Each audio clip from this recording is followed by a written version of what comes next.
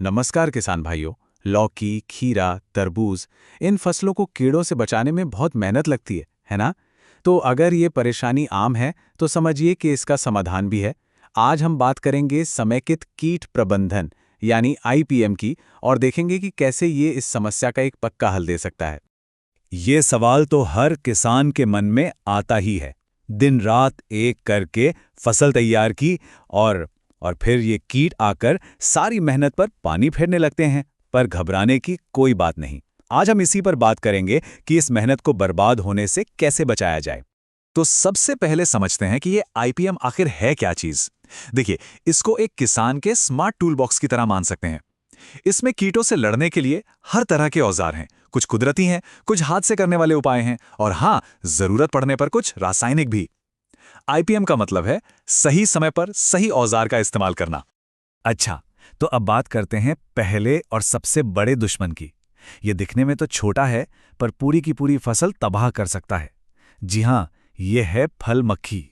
इसकी पहचान करना बहुत जरूरी है, और इसके संकेत भी बिल्कुल साफ होते हैं। अगर फल पर सुई चुभने जैसे छोटे छोटे छेद दिख रहे हैं, या फल को काटने पर अंदर से सफेद कीड़े निकल रहे हैं, तो समझ जाइए ये फल मक्खी का ही हमला है। अब इससे निपटने के लिए हमारे पास एक 4 स्टेप का प्लान है। मतलब हम एक एक करके सही तरीके अपनाएंगे ताकि इस पर पूरी तरह से काबू पाया जा सके। देखिए, केमिकल पर जाने से पहले हमें कुछ बहुत ही जरूरी और असरदार काम करने हैं। जैसे जितने भी खराब या कीड़े लगे फल हैं, उन्हें तोड़कर कहीं दूर जमीन में गहरा दबा दें। इससे मक्खी को आगे बढ़ने का मौका ही नहीं मिलेगा।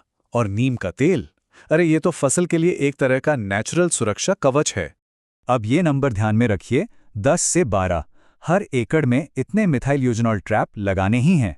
ये सिर्फ एक नंबर नहीं है, बल्कि ये वो चाबी है जो फल मक्खी को फसल तक पहुंचने से पहले ही रोक देगी। और हाँ, अगर लगे कि हमला बहुत ज्यादा बढ़ गया है, तब जाकर रासायनिक तरीकों के बारे में सोचना है। पर एक बात हमेशा याद रखनी है, ये आईपीएम का आखिरी हथियार है, पहला नहीं। यहाँ 2 असरदार दवाएं हैं, लेकिन इनका इस्तेमाल बहुत सावधानी से, और जो मात्रा बताई गई है बस उतनी ही करनी है। चलिए, अब आगे बढ़ते हैं और 2 और छोटे मगर बड़े नुकसान करने वाले कीटों की बात करते हैं, माहू और सफेद मक्खी। ये दोनों ही पौधे का रस चूसकर उसे अंदर से खोखला कर देते हैं। इसीलिए इनके मैनेजमेंट पर हम एक साथ ही चर्चा करेंगे। इन दोनों में फर्क समझना बहुत जरूरी है। देखिए, जहां माहू होगा वहां पत्तियां मुड़ने लगेंगी और उन पर एक चिपचिपा सा पदार्थ दिखेगा।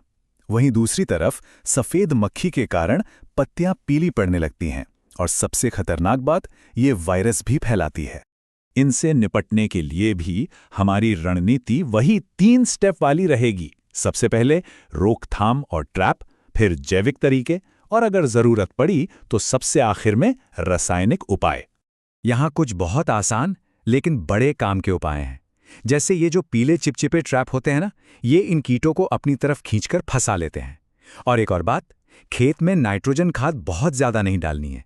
साथ में नीम तेल का स्प्रे तो है ही, जो इनकी गिनती को बढ़ने से रोकता है। अगर लगे कि जैविक तरीकों से बात नहीं बन रही, तो फिर ये कुछ रासायनिक विकल्प हैं। इस टेबल में दवा का नाम और उसकी सही मात्रा दी गई है, और ये ध्यान रखना बहुत जरूरी है कि सही मात्रा का ही इस्तेमाल हो, न कम न ज्यादा।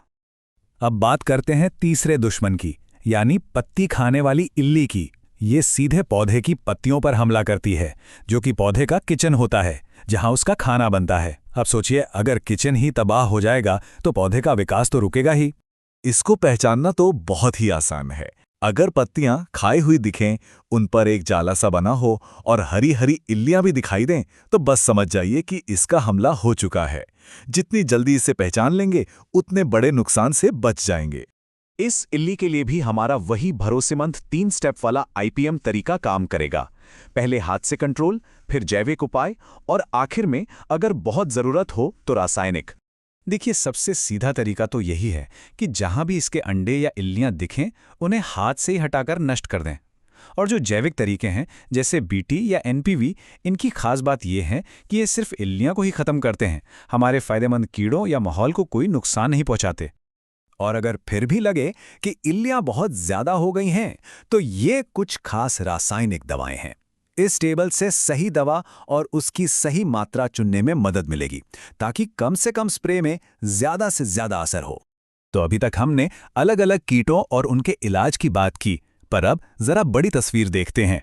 देखिए, आईपीएम सिर्फ बीमारी आने के बाद इलाज करना नहीं है, बल्कि ये बीमारी को आने से रोकना है।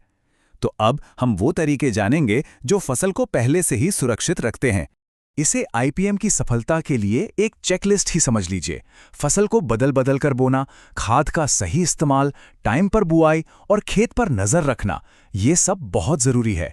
और हाँ, एक ही दवा का बार बार इस्तेमाल नहीं करना है, उन्हें भी बदलते रहना है। ये सब मिलकर फसल के लिए एक मजबूत सुरक्षा कवच बनाते हैं। तो कुल मिलाकर सबसे जरूरी बात क्या निकल कर आई?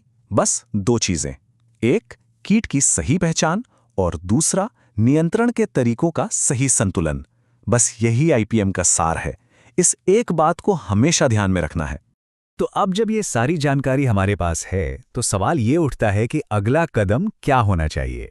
इसे अपने खेतों में कैसे लागू किया जाए? सोचिए, अपनी फसल को बचाने के लिए पहला कदम क्या होगा? उम्मीद है कि इस चर्चा से कद्दू वर्गीय फसलों को कीटों से बचाने में जरूर मदद मिलेगी। याद रखिए, सही जानकारी ही सबसे बड़ा हथियार है। अगर ये बातें काम की लगी हों, तो इन्हें दूसरे किसान भाइयों के साथ भी जरूर शेयर करें, ताकि सभी को इसका फायदा मिल सके।